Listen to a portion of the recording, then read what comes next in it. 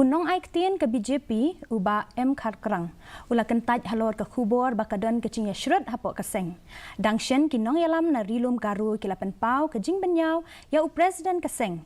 La ruban kedau ba uba dekmi ya ke BJP ha Meghalaya cuba au dangshen ula syak bujlino hadin ke Jing ucor persya EU da ki Nongialam na Rilum Garo.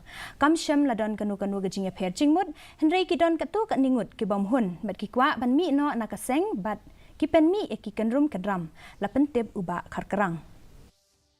That there has been no rift. There are some people who are not happy with the party and wanted to leave the party, and they are the ones who are making out all these stories.